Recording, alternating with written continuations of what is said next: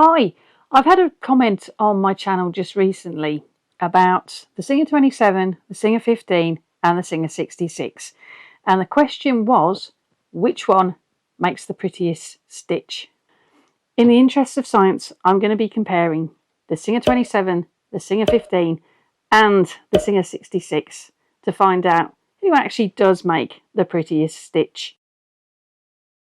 Now, my response to the original question was that the Singer 66 has the best stitch of all three because it has a horizontal bobbin system, which I just think gives that machine an edge over even the Singer 15 for neatness and a stability in the stitch. Now, the person that asked the question also chose the 66 and they based their selection on the fact that the 66 sews really smoothly and it's like butter.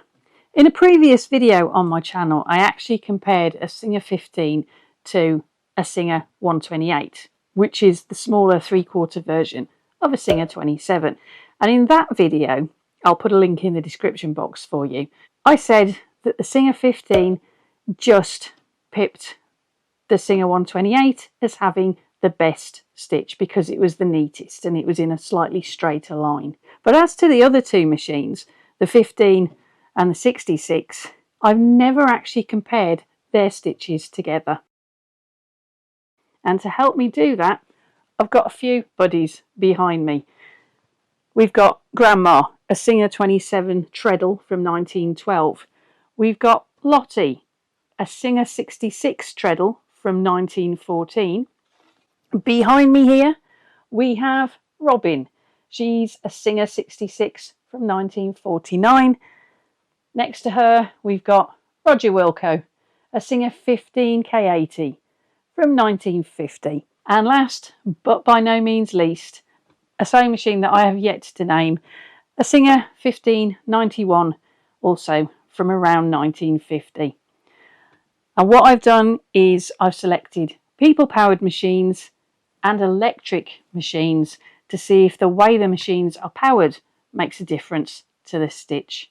I have a bit of fabric, and across the top of the fabric I have written 66, 15 and 27, and just underneath I've got whether it's a treadle or the electric, or in the case of the 15, a hand crank or electric. Unfortunately, I only have either treadles or hand cranks in 27s or even the 128s, so unfortunately that machine only gets one try for the title. I've also got a selection of 3 different threads.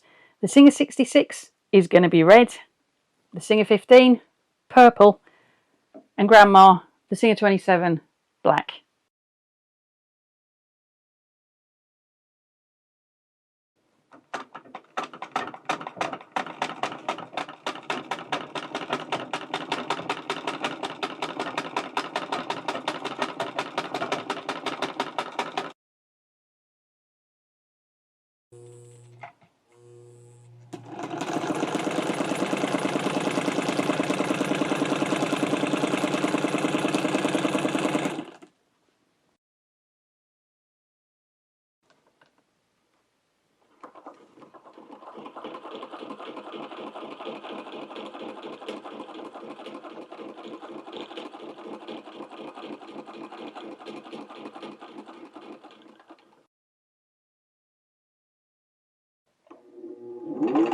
Oh, sorry, it's in reverse. Do apologise, just a second.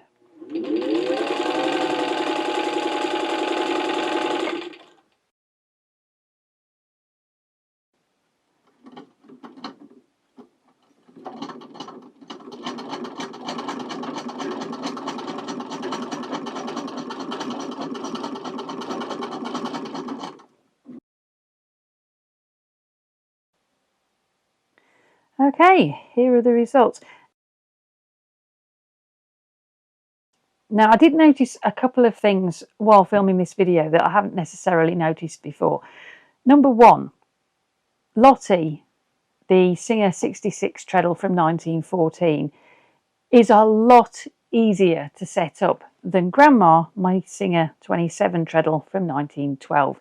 The belt goes on so much easier and it comes off easier as well when you've finished sewing. So that is an extra bonus point for the 66, ease of use.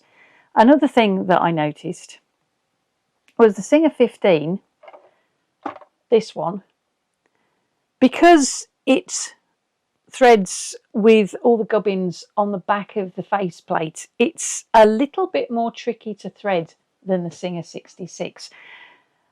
So that's another bonus point for the 66. But let's take a look at the actual stitch quality now, which was the point of this video. Which of the three models makes the prettiest stitch? Let's take a look at the results. Over here we've got Grandma, the Singer 27 treadle. It's not a bad line of stitching. It's nice and straight. It is a little bit puckered in places. That could be a tension issue. If we just take a look at the back of Grandma's for a minute.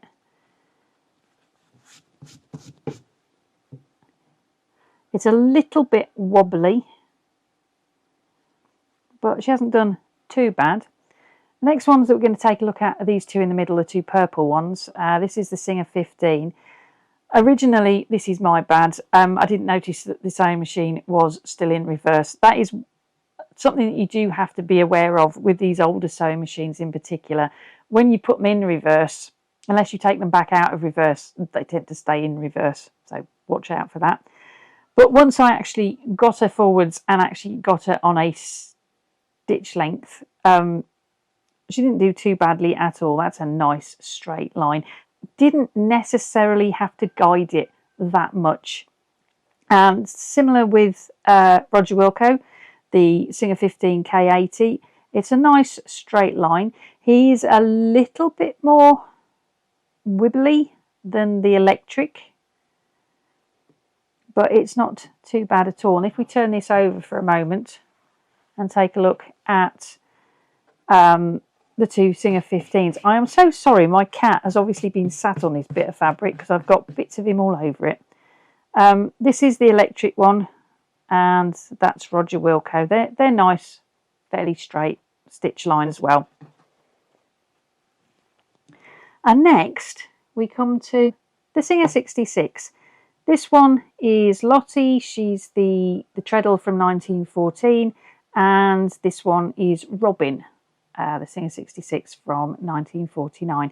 And they are both incredibly straight, and I didn't need to guide too much with these two either.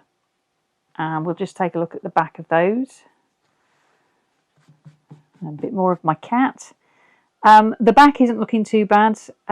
Nice straight lines. I think the treadle's actually got a nicer line than Robin did, the electric.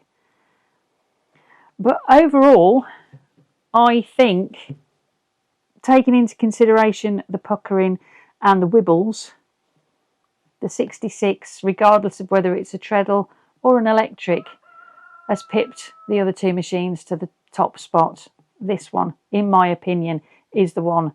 The Singer 66 does the prettiest stitch. The reason why I think the Singer 66 does the prettiest stitch is because it's a top-loading sewing machine, or a drop-in bobbin, otherwise known as a horizontal bobbin. And as the thread comes off the bobbin, everything is totally solid. There's no wiggling, there's no backwards and forwards motion. It's a smooth action. And a lot of sewing machines these days, not all of them, but a lot of them do tend to be drop-in bobbins because it's a jam resistant system and it's just a smooth system in general. In contrast with the Singer 15, which is a side loading or vertical bobbin, there is a little bit of play in the bobbin casing. I hope you liked today's video. If you did, give it a thumbs up. Why not subscribe and click that little notification bell just below so that YouTube can let you know when I've uploaded another video. And why not check out some of the videos that are already on the channel using the links coming up on screen any minute now, or the ones I'll pop in the description box below for you.